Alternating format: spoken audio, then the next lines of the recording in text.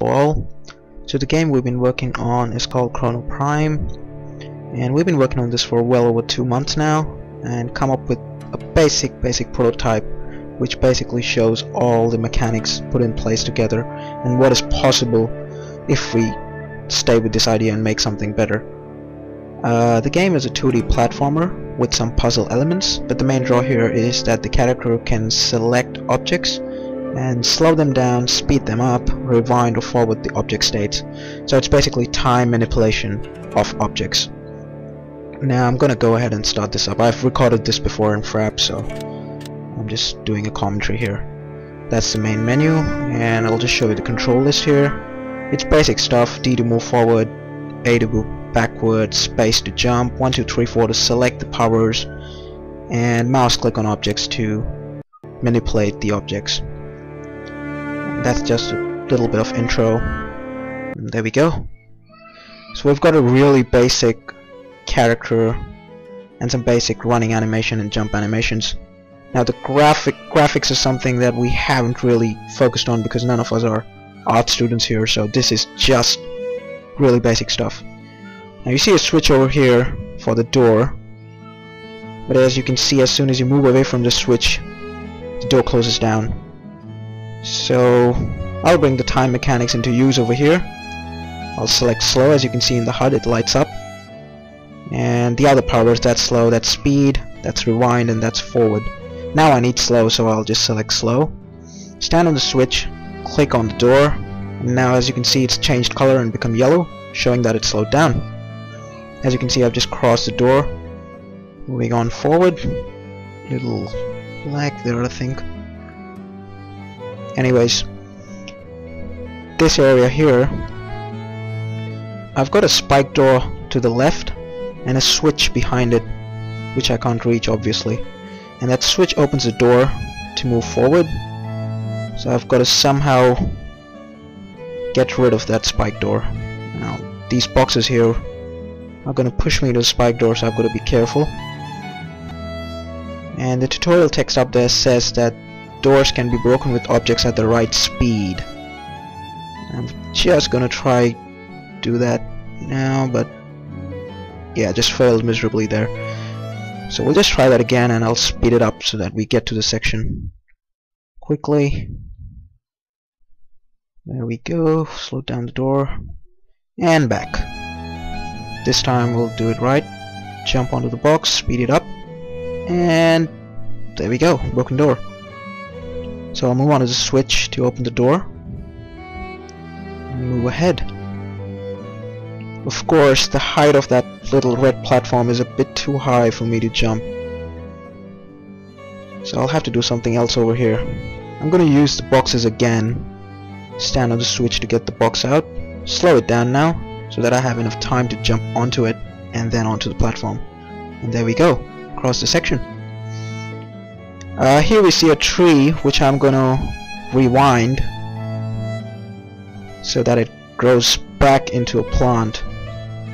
So I'm gonna stand on the tree and grow it back again, forward the time. There we go. So it grows back, allows me to go ahead to the exit. And that's done. Now we'll move on to level 2. Got some more story exposition here, which is really basic but just moves the story forward, whatever little there is. Here I am in level 2, and yep, there's a black boulder coming behind me, which will obviously kill me, so I'm not going to do that again. Just keep running on forward. Jump over these spikes. Spikes are obviously not good for you. And right here, as you can see, it says black objects cannot be manipulated by time, so I'll have to run this. And I see a green object here which I can obviously slow down, and I'll have to do it because that's the only way I can move forward. There we go, another trap and some falling boxes which I have to avoid. And there we go. Some more jumps, and I think we've reached the end of the level. As you can see, the ball is still coming, so I'll have to make my exit here to move on to level 3. just change the textures a bit over here to show that it's a different environment. As you can see, the moving platforms up there, they are jammed together, so I cannot jump onto them. So I'll just forward this tree, jump up, and slow them down incrementally so that I can make makeshift stairs and jump ahead. Of course, that won't do me any good because there's spikes blocking the path, and I'll have to jump down and do something else to get rid of these spikes. So I'll just move down, and there's some rubble over there which I'll use later.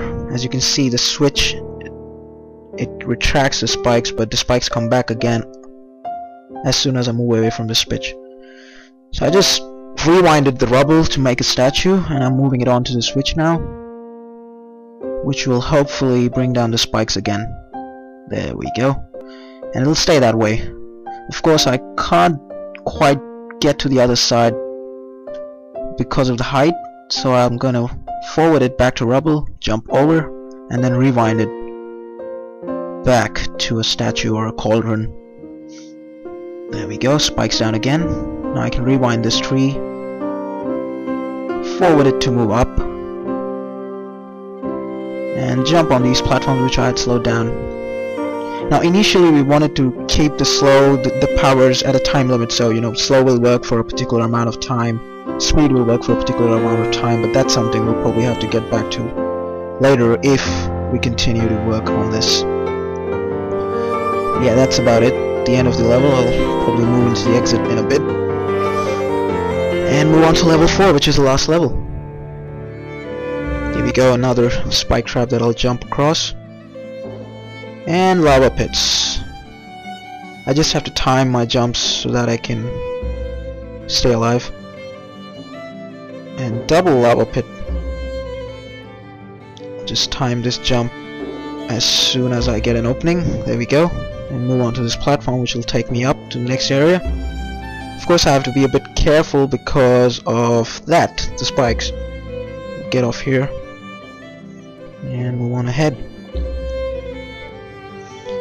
As you can see, there's a switch here which will spawn a ball, and you can see those things are gonna kill me if I move ahead, so I'm gonna slow them down and just about do it so that they all align and move at the same time, which will give me an opening.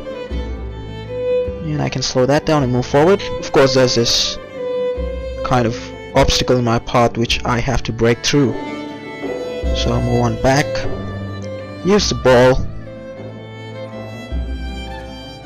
and speed it up as soon as I can get it past these. I'll just time it right this time. And there we go. Door's broken, I can move on ahead. Now this switch here is gonna open a door, which again shuts down as soon as I move away from the switch. No, that's not gonna work. So I'm gonna go back and recycle my ball. That didn't sound good. But yeah, I'm gonna reuse that ball which spawned over there from that other switch. I'm gonna just time this right. There we go. And I'm gonna slow it down so that I have enough time to go to the door. Also, if the ball comes at regular speed, it'll just move over the spike, the switch I mean, and the door will not open on time. So I've slowed it down so that I have enough time for the door to open, for me to move ahead, and then the door will close. There we go. And that's about it. That ends the demo. It's just 4 levels, and as you can see, really basic visually. It's just got, you know, a basic character, basic texturing, basic box models going. But yeah, it works, and it shows that this can be done if we have better resources, and probably, you know, try to catch Ankit or somebody, make better models or something, and go ahead with this. So yeah, that ends the demo. Do let me know what was good, what was bad, anything at all. Alright then.